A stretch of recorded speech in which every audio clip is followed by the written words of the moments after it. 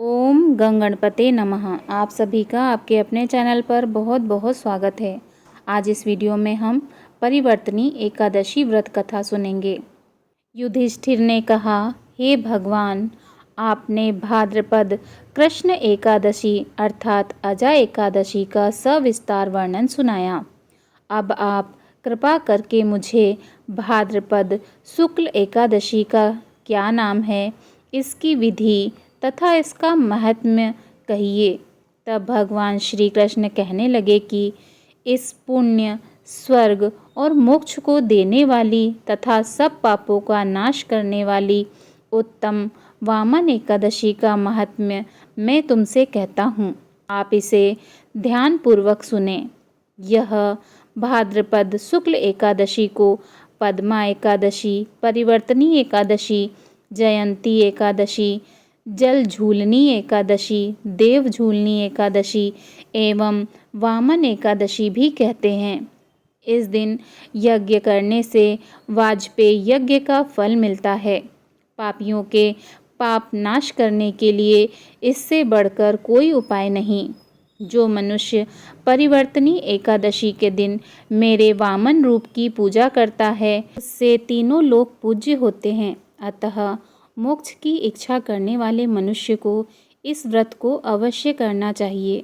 जो कमल नयन भगवान का कमल से पूजन करते हैं, वे अवश्य भगवान के समीप जाते हैं। जिसने भाद्रपद शुक्ल एकादशी को व्रत और पूजन किया, उसने ब्रह्मा विष्णु सहित तीनों लोकों का पूजन किया। अतः हरिवासर अर्थात एकादशी का व्रत अवश्य करना चाहिए। इस दिन भगवान करवट लेते हैं, इसीलिए इसको परिवर्तनी एकादशी भी कहा जाता है।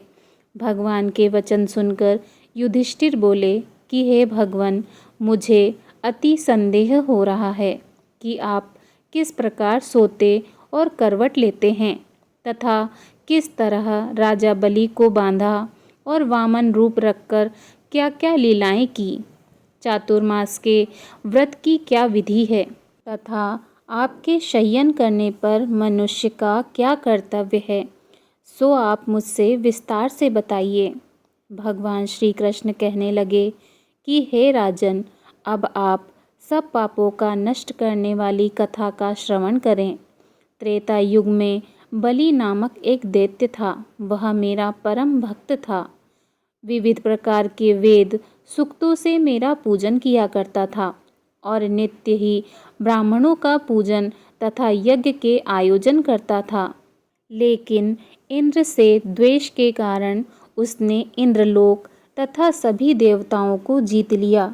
इस कारण सभी देवता एकत्र होकर सोच विचार कर भगवान के पास गए। बृहस्पति सहित इंद्रादिक देवता प्रभु के निकट जाकर और नतमस्तक होकर वेद मंत्रों द्वारा भगवान का पूजन और स्तुति करने लगे। अतः मैंने वामन रूप धारण करके पांचवा अवतार लिया और फिर अत्यंत तेजस्वी रूप से राजा बलि को जीत लिया। इतनी वार्ता सुनकर राजा युधिष्ठिर बोले कि हे जनार्दन, आपने वामन रूप धारण करके उस महाबली दैत्य को किस प्रकार जीता। भगवान श्री कृष्ण कहने लगे, मैंने अर्थात वामन रूपधारी ब्रह्मचारी ने बलि से 3 पग भूमि की याचना करते हुए कहा, ये मुझको 3 लोक के समान है और हे राजन, यह तुमको अवश्य ही देनी होगी। राजा बलि ने इसे तुच्छ याचना समझकर 3 पग भूमि का संकल्प मुझको दे दिया और मैंने अपने त्रिविक्रम रूप को बढ़ाकर यहाँ तक कि भूलोक में पद, भूर्वलोक में जंघा, स्वर्गलोक में कमर, महलोक में पेट, जनलोक में हृदय, यमलोक में कंठ की स्थापना कर सत्यलोक में मुख, उसके ऊपर मस्तक स्थापित किया। सूर्य, चंद्रमा आदि सब ग्रह, गण, योग, नक्षत्र, इंद्रादिक देवता और शेष आदि सब नागगणों ने विविध प्रकार से वेद सूक्तों से प्रार्थना की। तब मैंने राजा बलि का हाथ पकड़कर कहा कि हे राजन, एक पद में पृथ्वी और दूसरे पद से स्वर्गलोक पूर्ण हो गए। अब तीसरा पग कहाँ रखूं? तब बलि ने अपना सिर झुका लिया और मैंने अपना पैर उसके मस्तक पर रख दिया, जिससे मेरा वह भक्त पाताल को चला गया। फिर उसकी विनती और नम्रता को देखकर मैंने कहा कि हे बलि, मैं सदैव तुम्हारे निकट ही रहूँगा। विरोचन पुत्र बलि के कहने पर भाद्रपद शुक्ल एकादशी के दिन बलि के आश्रम पर मेरी मूर्ति स्थापित हुई। इसी प्रकार दूसरी क्षीर सागर में शेषनाग के पृष्ठ पर हुई। हे राजन, इस एकादशी को भगवान शयन करते हुए करवट लेते हैं। इसीलिए तीनों लोकों के स्वामी भगवान विष्णु का उस दिन पूजन करना चाहिए। इस दिन तांबा, चांदी, चावल और दही का दान करना उचित है।